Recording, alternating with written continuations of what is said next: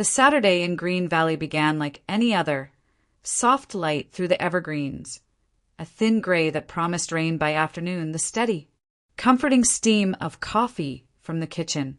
Julia Dawson moved through those familiar sounds and smells with a kind of small, practiced gestures that come from years of mornings spent arranging the ordinary into something gentle. A pot of coffee on, toast in the oven, a vase of wildflowers tightened into a neat knot on the island. She had been up early, revising a lecture in her head as she chopped fruit, thinking about metaphors and margins while her husband, Michael, fussed over silverware and guest placards as if the world hinged on the exact placement of a napkin. The house hummed, low, convivial. Michael's colleagues were folding the edges of conversation into polite laughter in the living room. A radio murmured jazz behind a clink of glasses. It should have felt like safety. People milling in a warm house, the kind of easy company that made a Saturday morning feel like a small holiday. Instead, as Julia set two plates side by side at the breakfast nook, a small movement at the doorway loosened the room like a sudden wind. Natalie stepped in as if she had only come to ask a question about homework. But she did not have the ordinary look of a 14-year-old trying to remember a due date. Her face was washed of color. The skin under her eyes had the faint, thin sheen of someone who had not slept. She moved with the habit of somebody trying not to be noticed. When she reached the island, she folded her hand around something small and crumpled and slipped it, quiet as a whisper, into Julia's palm. For a second, Julia thought it was a scrap of shopping list, or one of those little notes Natalie left for herself in the margins of her planner. She unfolded the paper, because that was what one did. She read the sentence and felt the room tilt. "Pretend you're sick and leave now." It was only 5 words. The handwriting was a slanted teen hand, hurried, uneven, urgent. The world inside the blank kitchen contracted to that line and the small tremor in Natalie's hands. Julia's first reaction was the rational one, an attempt to translate the warning into something practical.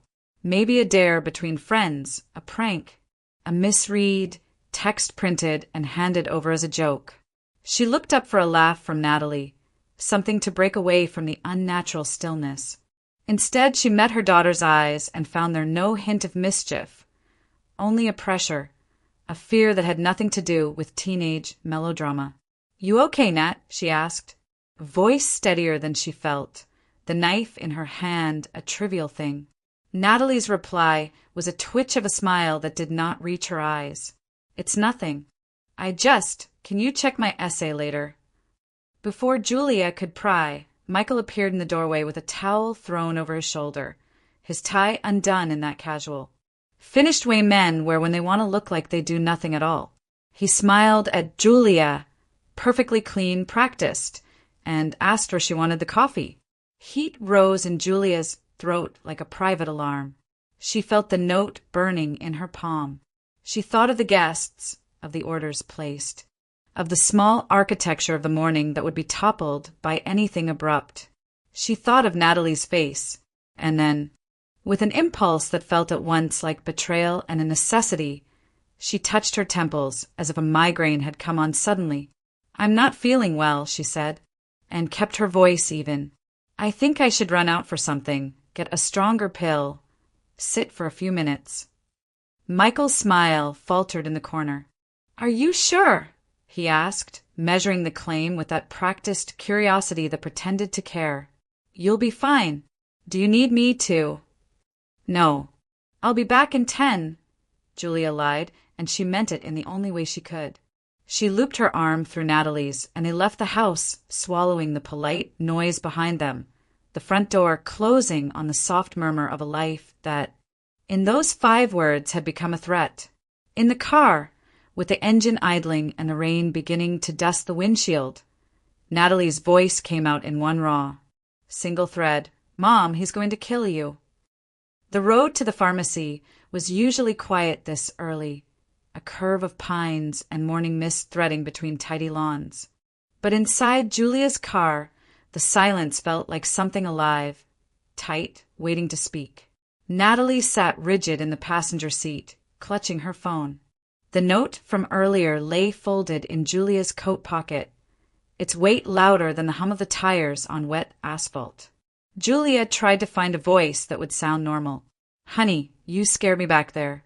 What did you mean by that?" Natalie looked down, eyes swimming. The words scraping out one by one. "Last night, I couldn't sleep. I went downstairs for water and I heard him in the office. He was on the phone. He said he'd slip something into your tea in the morning, that it would look like a heart attack." Julia's hands tightened on the wheel until the leather creaked. For a heartbeat, she wanted to laugh, to treat it as a teenage misunderstanding, a bad dream. Michael plotting murder? It was absurd. He was polished, rational, admired. Natalie, maybe you misheard. You know how late he works. He might have been joking with a client. But Natalie shook her head. She unlocked her phone, scrolling with trembling fingers. He wasn't joking. He said the word arsenic. He said, "It'll take 15 minutes. She won't feel a thing." Then he talked about the life insurance payout. She held the screen toward her mother. Julia blinked at the photographs. A scanned $1.2 million life insurance policy with her name listed as the insured. A screenshot of $180,000 in transfers from her personal savings to an account in Michael's name. A spreadsheet of business debts totaling over $400,000. The images were time-stamped clear. Her breath thinned into small, shallow bursts. Every instinct wanted to reject it, call it a mix-up, an exaggeration. Anything that didn't shatter the life she had built. But Natalie's voice, steady in its fear, stripped away denial. "I took those pictures this morning. He left the office door open. Mom, I think he's desperate. He talked about how the insurance would clear all his debts." Julia pulled into the parking lot of a small pharmacy and parked without getting out. Her reflection in the windshield looked foreign. Pale, jaw trembling, a woman suddenly older. The morning drizzle blurred the world into gray. "If this is true," she said quietly, "we go to the police." Natalie shook her head fast. "Without proof, they'll think you're crazy. He'll say you're unstable. He already told people you've been forgetful. He's setting it up." Julia's mind flashed through the conversations she'd brushed off. Michael asking about her medications, joking to friends about her professor brain fog. Small seeds, planted carefully, the pattern locked into place. Her throat burned. "He's making a record," she whispered. "So if anything happens, it looks like I lost my mind." Natalie reached across the console, gripping her hand. "We can't run, Mom. He'll find us. We need proof, real proof." For the first time that morning, Julia looked straight into her daughter's eyes and saw not panic, but resolve. She turned the key in the ignition again. Rain slid down the windshield like tears made of glass. "Then we go back," she said softly. "We get the evidence. And this time, we don't let him control the story." Natalie nodded, silent but certain, as the car turned back toward Green Valley. The house that had once been their refuge waited like a stage where every gesture might decide who lived and who didn't. When they turned back toward Green Valley, the morning had already thinned into a gauze of mist and drizzle. The streets were empty. A few joggers moved under umbrellas, unaware that two people in a silver sedan were driving toward the edge of their own fear. Julia kept both hands fixed on the wheel. Her pulse thudded through her fingertips. Every instinct told her to run, to drive north, find a motel, call someone, but every logical part of her knew Michael would twist the story before she could even catch her breath. Natalie, still pale, spoke softly beside her. "If we just pretend everything's fine, he won't suspect. You act normal and I'll go upstairs. I'll look in his office. He keeps everything there." Julia nodded, though the idea made her stomach turn. "You'll only have a few minutes. Take pictures. Don't touch anything." The closer they came to home, the quieter the car became. The house appeared like a postcard. White shutters, trimmed hedges, the flagstone walkway glistening after the rain. It looked impossibly innocent. Julia parked and inhaled slowly, tasting metal in her mouth. When they stepped inside, the familiar smell of coffee and lemon polish clung to the air. Laughter still floated from the dining room. The brunch Michael had planned was in full swing.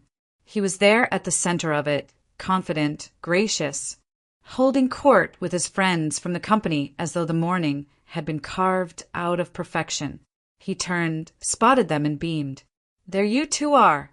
Feel better." Julia matched his energy with an effort that felt like walking a tightrope. "Much better," she said, forcing a lightness she didn't feel. "Just needed some air." He leaned in and kissed her cheek, and she felt the cold sweat on her own skin. "Good. We were about to start the champagne. Come. Join us." "Maybe in a bit," she said, touching her temple. Still a little light-headed. "I'll sit upstairs for a minute." He frowned slightly but shrugged, already turning back to his guests. "Of course. Natalie, make sure your mom doesn't faint on me." "Yes, sir," Natalie murmured, her voice small and obedient. Julia's lips tightened in a smile as they retreated toward the staircase. Each step creaked too loud. She felt every second stretching thin. At the landing, she whispered, "Straight to his office. Keep your phone ready." Natalie nodded and slipped down the hallway, light as breath. Julia lingered by the window, listening to the hum of conversation below, the clinking of glass, the easy laughter of men who didn't know they were standing in a house built over deceit. She looked at her reflection in the glass, calm, composed, every line of her face trained into civility. Downstairs, Michael's voice rose in a toast, booming and certain. Upstairs, silence swallowed everything. Minutes passed. Julia's heartbeat seemed to echo against the walls. Somewhere down the hall, a floorboard sighed the small, distinct sound of movement. Then her phone buzzed once in her hand. A single message from Natalie. "Found something." Julia exhaled shakily, straightened her blouse, and glanced toward the stairs where the laughter below still flowed. Whatever mask she had left would have to hold a little longer. The message appeared on Julia's phone with the force of a gunshot. "Found it." She rose from the chair near the upstairs landing, forcing a composed breath before descending partway to the dining room. "Michael!" she called lightly, resting a hand on the banister. "I'm just going to check on Natalie. She's still feeling a little dizzy." He turned, half listening while topping off a guest's glass. "Sure, sweetheart. Don't let her sleep all day. We'll eat soon." His smile was impeccable, the kind that charmed investors and neighbors alike. Julia nodded, keeping her tone even. "I'll be right back." Then she turned and climbed the rest of the stairs, every step echoing louder than it should have. Natalie was in Michael's office, a small room tucked behind the guest bedroom. The blinds were half drawn, the air faintly scented with his cologne and printer ink. The girl stood frozen by the desk, phone raised, eyes wide and glassy. "Mom," she whispered, barely moving her lips. "Look." Julia approached slowly, her pulse thudding in her throat. In the open drawer lay a small amber vial, no label, just a clear glass body and a black cap reflecting the thin line of light from the window. Natalie had already taken several pictures. Next to the drawer sat a legal pad filled with Michael's crisp handwriting. Julia bent closer. The top line read, "Guests 10:30. Tea 11:45. Effect 15-20 minutes. 12:10 call ambulance." Her stomach dropped. The letters swam. This was no mistake, no misheard fragment of a phone call. It was a plan, precise and clinical. Her husband had scheduled her death the way he scheduled everything else. For a moment, she couldn't speak. Her mind jumped between details, his easy smile that morning, the way he'd offered her tea, the insurance papers. She forced herself to swallow and think. "We have enough. Take the paper, too. Careful." Use a napkin. Don't leave prints. Natalie reached out, still shaking, but before she could grasp the notepad, a sound froze them both. The low creak of the floorboard at the end of the hall. Julia's head snapped up. The rhythm of the steps was unmistakable, measured, confident. Michael. She turned to her daughter, voice barely above breath. Put the vial back. Close the drawer. Now. Natalie obeyed, sliding the wood shut just as the doorknob rattled. Julia caught her daughter's wrist and spun her around, arranging her like a mirror image of normality, just as Michael pushed the door open. There you two are, he said, smiling too easily. His gaze moved across the room, lingering on the desk, on Julia's hand still gripping Natalie's wrist. Everything okay? Fine, Julia replied, forcing a soft laugh. She just wanted to show me something for school. Natalie added quickly, a poem I wrote. Michael's eyes narrowed, but the smile stayed. He held a cup in one hand, steam curling from its rim. Well, since you're both up here, you should try this. Made it just the way you like it. Jules, chamomile with honey. Julia's stomach turned. Her pulse hammered against her ribs. That's sweet of you, she said carefully, but my head's still pounding. Maybe later. He stepped closer, the porcelain catching light. Just a sip. It'll help you relax. No, really. She smiled faintly, holding his gaze. You go enjoy the party. I'll be down in a minute. For the first time that morning, his smile cracked.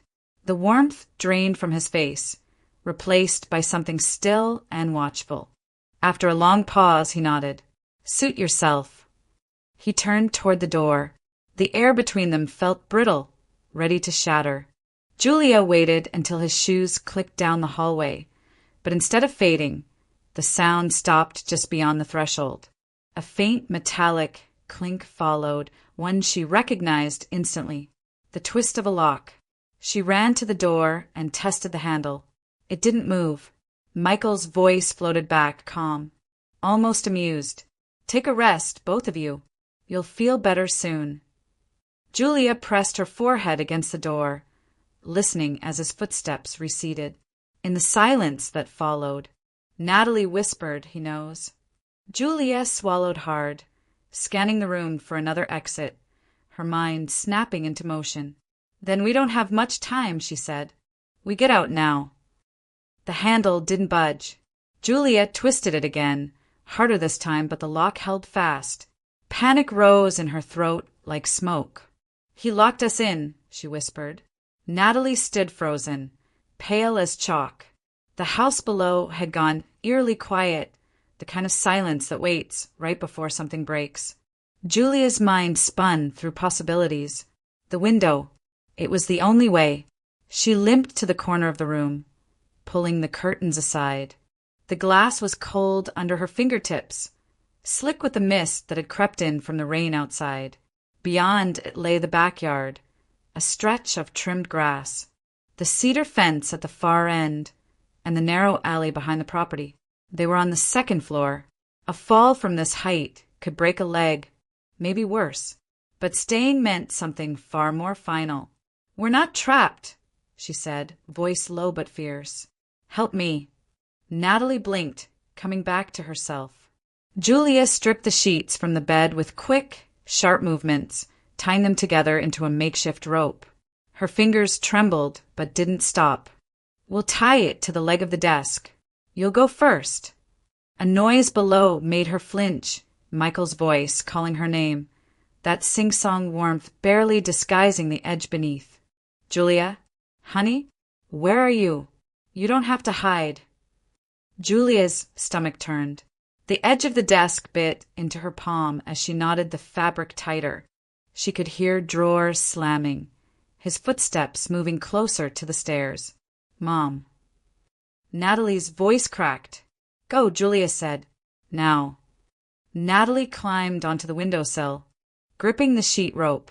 The cold wind caught her hair as she swung one leg out. Below, the garden looked impossibly far. You can do this, sweetheart. Just hold tight and don't look down. I'm scared. I know, but you're stronger than you think. Natalie nodded once, then began her descent. The fabric stretched, creaking softly. Julia watched, breath held, until her daughter's shoes hit the damp grass.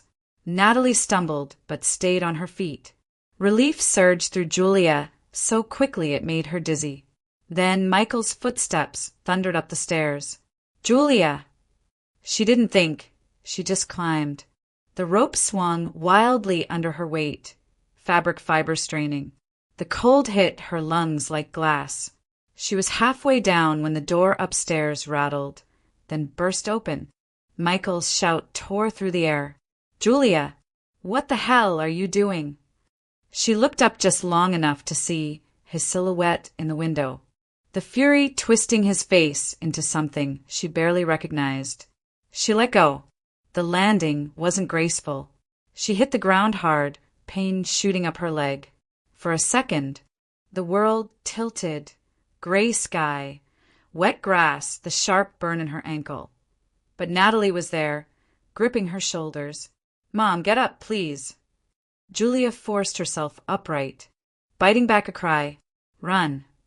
They cut across the yard, shoes slipping on mud, the sound of Michael shouting fading into the downpour. Behind them, the back door slammed open. A car engine roared to life. Come on. Julia gasped. They reached the fence, a tall stretch of cedar damp from rain.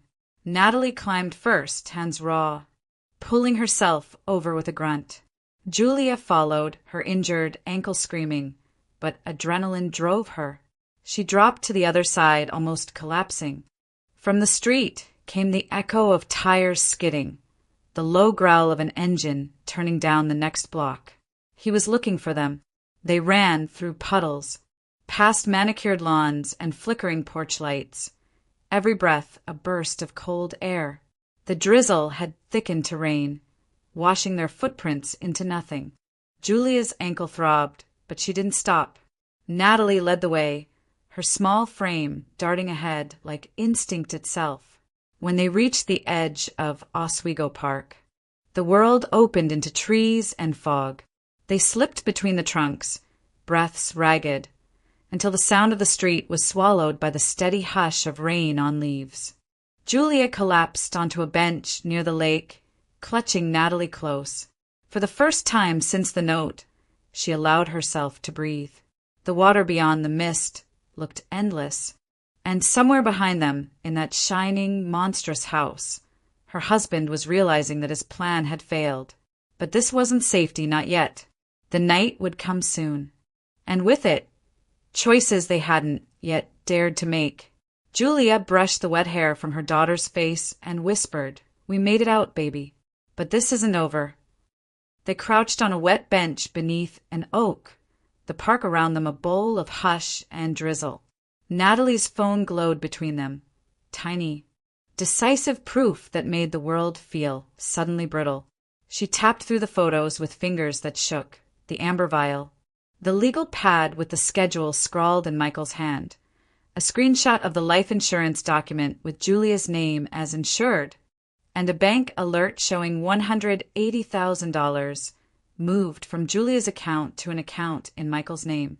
Each file carried a timestamp. Each timestamp pinned the plan to a time and a face. Julia read the pad again until the letters blurred. Guests 10:30. T 11:45. Effect 15-20 minutes. 12:10 call ambulance. Her throat closed.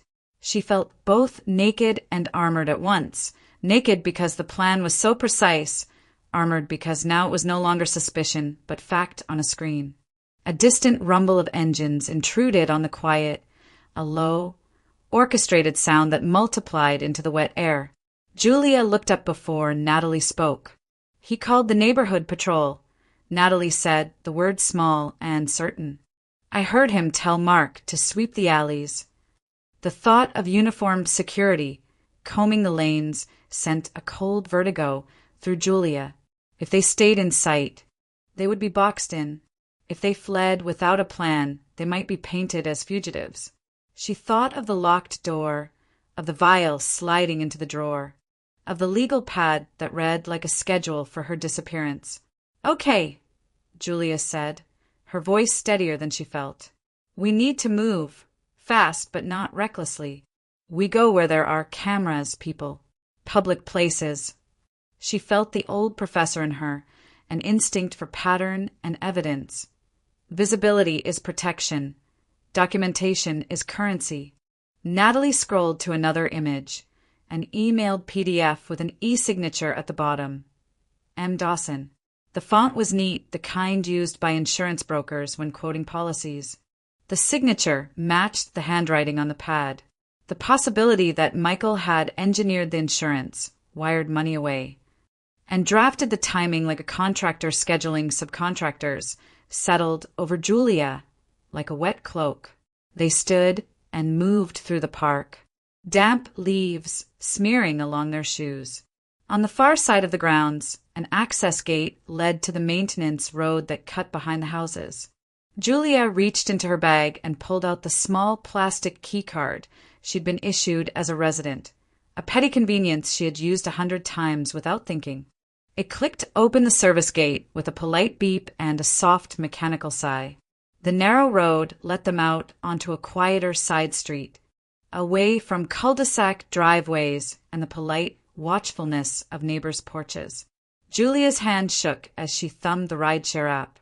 Her thumbs hovered a moment, a small reluctance in the face of so much happening. Then she booked the nearest ride to Bridgeport Village Mall, a cluster of storefronts and mid-morning foot traffic 18 minutes away, with an abundance of cameras and security. Public, predictable, and full of witnesses. While they waited, Julia dialed with a dry, precise motion. Margaret Lane answered on the second ring, voice low and brisk. "Julia, where are you?" Margaret's tone shifted instantly when Julia explained. No shock. Only the efficient gravity of a lawyer who'd seen fate pivot on the edge of a single piece of paper. "Stay where you are," Margaret said without hesitation. "Don't talk to anyone. Especially do not speak to the police until I get there. If anyone pressures you, ask for an officer's name, and tell them you want your attorney present. Do you have the photos? Back them up. Email them to me and upload them to a cloud account under my name. Don't delete anything. I'm on my way." Julia's fingers moved as ordered. Natalie forwarded files, and the images left her phone for another server. Copies, redundancies. The car arrived with a courteous beep. The driver lifted the hatch and looked up with the ordinary concern of a stranger who asks none of the questions that mattered. Bridgeport Village felt like an island of ordinary life. Parents with strollers, a barista wiping down the counter, a security kiosk with a bored attendant. The mall's cameras focused naturally on storefronts and parking lanes. That invisibility within visibility, the fact of being watched by machines, not people, was exactly what Julia wanted. Cameras could not be charmed or lied to. They recorded what hands and faces could not always deny. As they walked toward the glass doors, the rain blurred the world into streaks. Each step was measured, each breath careful. For the first time since the note, she felt that they were doing something other than reacting, that they were shaping the narrative, getting ahead of a story someone else had begun to write for them. The first to arrive weren't Margaret's people, but the police. 2 patrol cars slid up to the curb outside Bridgeport Village, lights pulsing red against the rain. Julia spotted them through the glass storefront and felt her pulse stutter. They were efficient, calm, the way officers are when they think they already know what's true. One approached, the other circled toward the mall entrance. "Mrs. Dawson?" the taller one asked, voice flat but polite.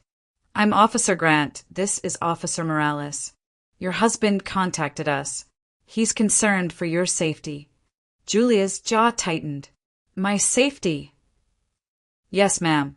He reported that you may be having a psychological episode and have taken your daughter without proper supervision. He said you've been under stress and possibly confused about, well, some personal matters." For a moment, Julia just stared. She could see Michael's hand all over the phrasing. Calm, rational, professional. It was the perfect countermeasure to what she'd found. He'd set the trap so cleanly that she could almost admire it if it hadn't been her life collapsing inside it. Natalie stepped forward, chin trembling. That's not true. He tried to poison her. I heard him. Officer Morales gave the kind of look adults give teenagers who've seen too many thrillers. Okay, let's slow down, sweetheart. Why don't we all sit somewhere quiet and talk this out? Julia swallowed hard. No, she said evenly. We're not hysterical. And we're not going anywhere until my attorney arrives. We have proof. She turned to Natalie. Show them. Natalie unlocked her phone and pulled up the photos, the vial, the notepad, the insurance policy. She held the screen out.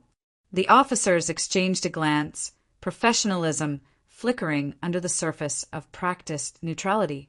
Grant leaned in slightly. Ma'am, I can't confirm authenticity on a cell phone. We'll need to go to the station and document this properly. Julia's voice was calm, but her hands were ice. You'll forgive me if I'm hesitant to leave a public area when the man who locked us in a room less than an hour ago is the one filing reports. Morales's tone softened just a fraction. We just want to make sure everyone's safe. Before Julia could respond, another voice cut through the tension. Firm, articulate, commanding. They're safe with me. Margaret Lane strode across the tiled floor, rain still glistening on her trench coat. She flashed a leather case with a practiced motion. Margaret Lane. Oregon Bar Association number 26714. Mrs. Dawson is my client. Her tone made it clear that this wasn't up for debate. Officer Grant straightened, taking the ID. Counselor. Margaret met his gaze evenly. My client will cooperate fully, but will be coming voluntarily, not under suggestion that she's unstable. You will also note that she has already preserved photographic evidence and contacted legal representation prior to your arrival. Grant's posture shifted, less authority now. More caution. Morales nodded slightly, stepping back. Of course, ma'am. We just need statements for the record. You'll get them, Margaret said. At the precinct. With me present. The officers exchanged another glance, then gestured toward the exit. All right, let's proceed calmly. As they walked toward the patrol cars, Julia felt the air loosen around her for the first time all day. Not because she trusted the system, but because she knew Michael had lost control of the narrative. For years, he'd spoken for her. Smooth, believable, unchallenged. Now, for the first time, she had someone else speaking back. At the Oregon State Police Headquarters, the air smelled faintly of disinfectant and rain-soaked coats. Julia sat in the small interview room with Margaret beside her, a steady wall of calm in a dark blazer and composed expression. Across the table, a detective typed quietly while another arranged evidence bags. The sterile hum of fluorescent lights filling every pause. Julia clasped her hands to keep them from trembling. Margaret had already made sure that Natalie was in the adjacent room, giving her statement with an officer trained to interview minors. On the table lay Natalie's phone, unlocked, displaying the photographs. The vial in Michael's drawer, the handwritten note detailing the T-schedule, and the e-signed insurance documents. I need to be clear, Julia began, her voice steady despite the tightness in her chest. This wasn't a misunderstanding. My husband planned it. He's heavily in debt. And I found proof of his life insurance policy on me. My daughter overheard him making the plan last night. The detective nodded without comment, eyes flicking to the screen. We've documented these images, he said, and your attorney has forwarded digital copies to our secure server. We'll need to confirm the authenticity of the insurance paperwork. Margaret leaned slightly forward, which will be simple enough. The policy number traces directly to Evergreen Mutual. We've already requested a verification call. A knock at the door broke the rhythm. The detective opened it, and there he was, Michael Dawson, in a pressed shirt and his usual quiet confidence, escorted by 2 officers. His hair was damp from the rain, his smile perfectly measured. He looked the part of the worried husband, a man thrust into chaos by someone else's unraveling. "Julia," he said gently, voice trembling just enough to sound sincere. "Thank God you're here. I've been worried sick." He turned to the detectives. "My wife's been under a lot of pressure lately. Her mother passed recently, and she's had some delusions. Our family doctor, Dr. Vlasov, diagnosed her with generalized anxiety disorder. He prescribed medication, but she's been skipping doses. I'm afraid she's having another episode." Julia felt something icy crawl up her spine. Margaret didn't flinch. She folded her hands, eyes steady. "Dr. Vlasov," she repeated.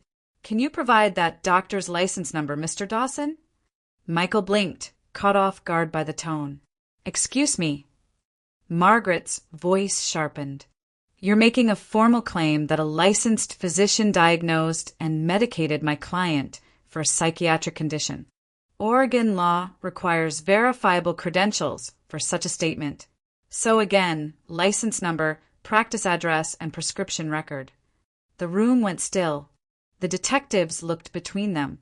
Michael's smile faltered. His office is private in Lake Grove. I don't have the number on me." Margaret didn't move. "That's convenient." Michael's composure cracked, just slightly, enough for Julia to see the glint beneath the charm, the calculation, the anger he tried to hide. The detective typed something, quickly, eyes narrowing. "We'll verify that," he said quietly. Michael tried to laugh, but it came out hollow. "Please, you're taking this too far. My wife, she's confused." Margaret leaned back, her tone soft but edged with steel. "My client may be many things, Mr. Dawson. Confused isn't one of them. You, however, just perjured yourself on record." The silence that followed was heavy, the kind that bends air. Outside the glass panel, Julia could see Natalie sitting in the next room, clutching a cup of water, her reflection faint but solid. Proof that truth, once spoken, doesn't disappear. Detective Raymond Lee entered the room with the measured calm of a man who knew the next few minutes would change everything. The door clicked shut behind him, sealing in a silence thick enough to taste. Julia felt her stomach knot. Margaret's hand brushed briefly against her arm in a quiet signal, steady now. Lee placed a manila folder on the table and opened it. "We finished processing the samples from your residence," he began, his tone even methodical. "Specifically, the trace evidence from the living room carpet near the desk and the residue on the teacup we retrieved." Julia's breath caught. She watched his face for clues, but he kept it neutral as he laid out the photographs. A reddish stain on the cream carpet, a glass cup half filled with amber liquid, a small plastic evidence bag labeled substance possible arsenic compound. He turned to Michael, who sat across the table, his confident posture beginning to stiffen. "The blood on the carpet," Lee continued, "was initially assumed to belong to Mrs. Dawson or her daughter, but DNA analysis confirmed otherwise. It's yours, Mr. Dawson." Michael's jaw tensed. "That's impossible," he snapped. "I cut myself shaving, maybe." Lee cut him off, his voice sharper now.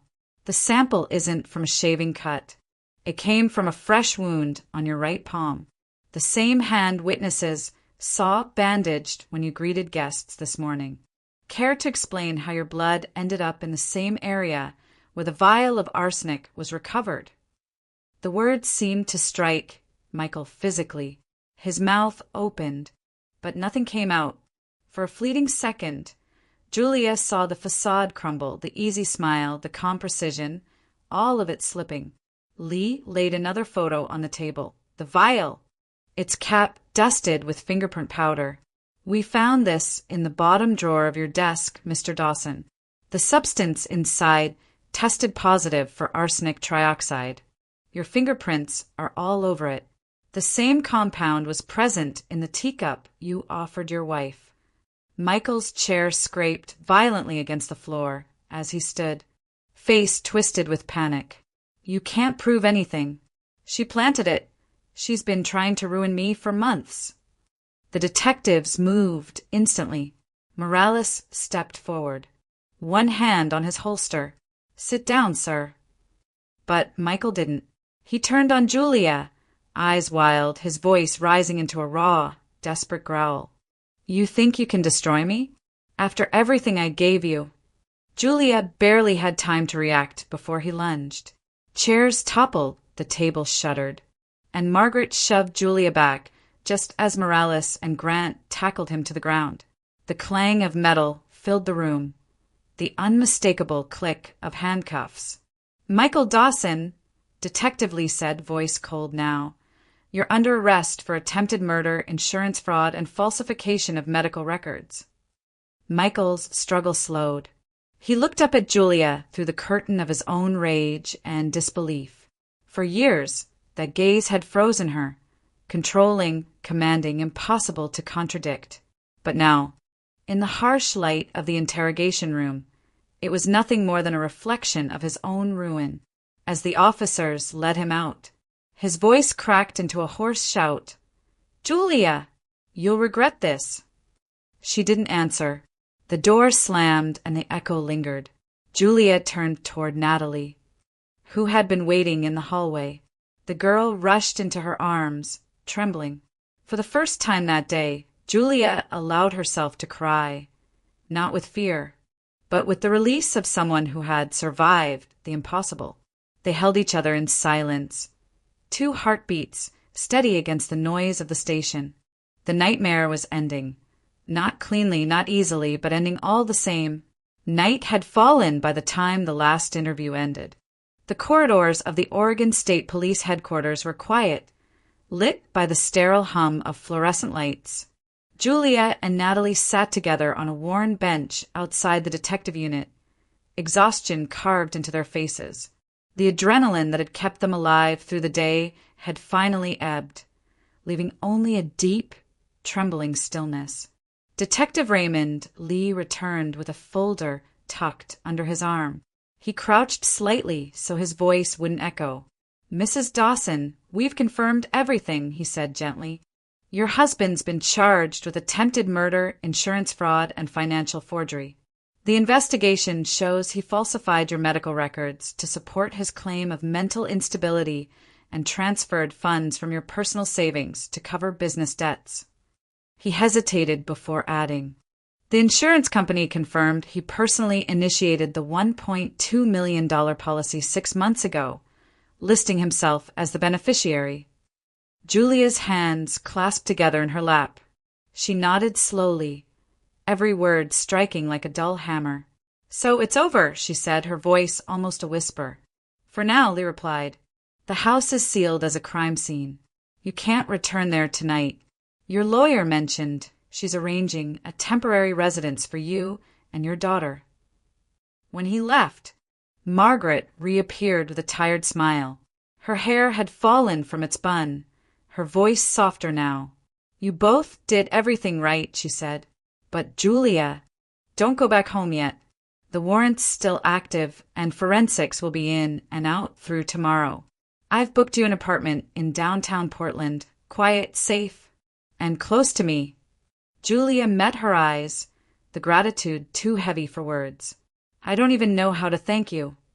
Start by getting some rest, Margaret said, pressing a hand to her shoulder. Tomorrow we'll talk about next steps, custody, asset protection, and your safety order. Tonight, you breathe. By the time they reached the small apartment Margaret had arranged, it was nearly midnight. Rain streaked the windows, painting the city in silver lines. The space was clean but unfamiliar. Bare walls, the faint scent of new carpet, a single lamp casting warm light across the couch where Natalie sat curled under a blanket. For a long while neither spoke. The television murmured softly in the background, showing the local weather, indifferent to everything that had just happened. Finally, Natalie's voice broke the quiet. Mom, she said, her tone hesitant. "Did he ever love us?" Julia turned, studying her daughter's profile, the tired eyes, the streak of mud still clinging to her shoes from the park. The question lingered in the air like smoke, impossible to answer without reopening every wound. After a long silence, she said softly, "People like him don't love, sweetheart. They just use. They use whatever makes them look stronger. Your trust, your kindness, your fear." Natalie's eyes filled, but she didn't cry. She leaned against her mother's shoulder, the small gesture saying everything words couldn't. Julia rested her head lightly against her daughter's hair. The city hummed below, alive and distant. For the first time in years, the silence around them felt clean, painful, yes, but honest. Outside, the rain kept falling, washing away the last traces of the life they'd escaped. And in that quiet apartment, Julia Dawson finally allowed herself to believe in tomorrow. The courtroom was full long before the judge entered. Reporters lined the back wall. Cameras forbidden, but pencils flying, capturing every breath of a case that had become the talk of Oregon. The story had everything the media craved: wealth betrayal, a mother's near death, a daughter's courage. Headlines called it the Green Valley Poison Plot, and Natalie, once a quiet 14-year-old, was now known as the daughter who saved her mother. Julia sat beside Margaret in the second row, her posture straight, her hands folded in her lap. She hadn't wanted the attention, the interviews, the sympathy, the relentless coverage, but she understood why the story resonated. The courtroom lights felt harsh, the air too still, yet she sat there not as a victim, but as someone determined to see things through.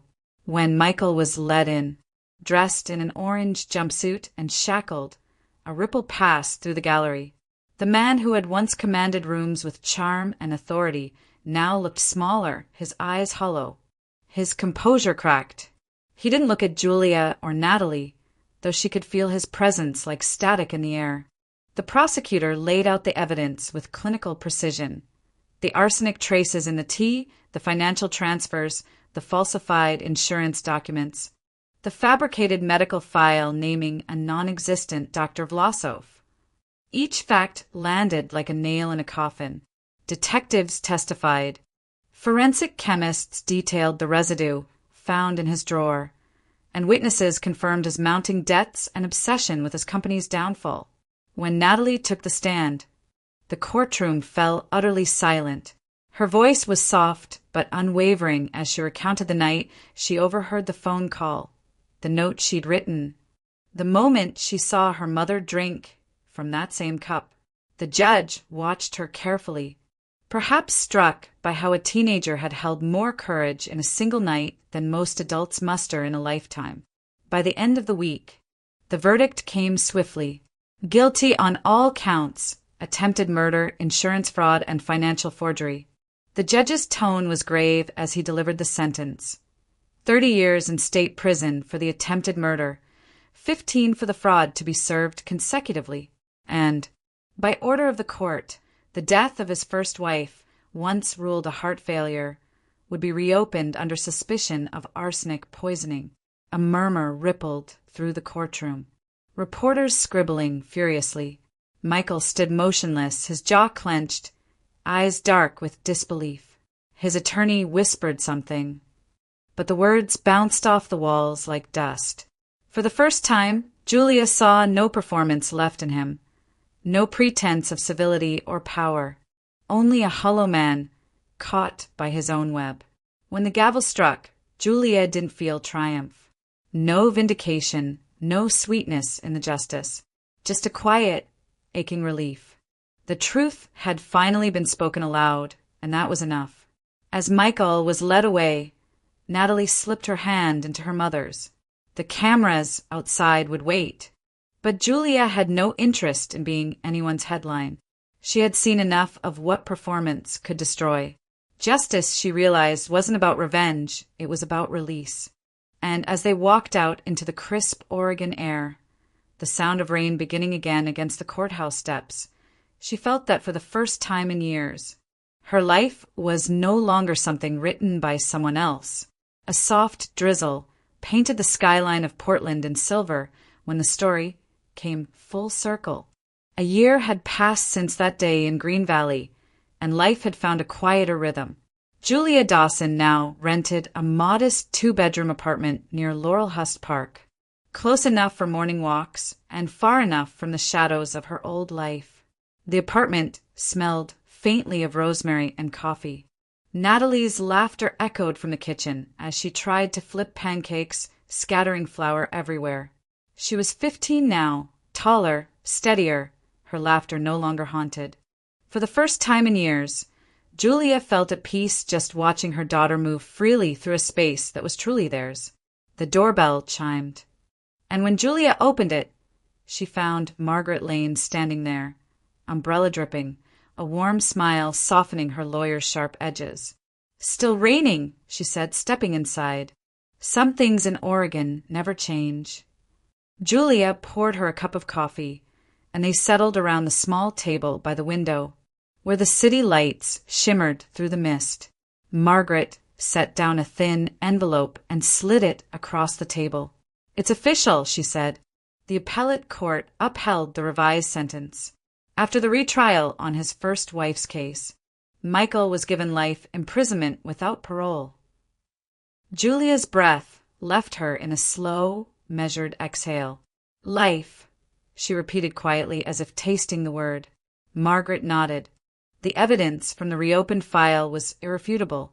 The arsenic traces matched, the financial pattern repeated. "He won't get another chance." Julia didn't smile, didn't celebrate. She only looked out the window for a long moment, watching the rain trace lines across the glass. There was no triumph left in her, only peace.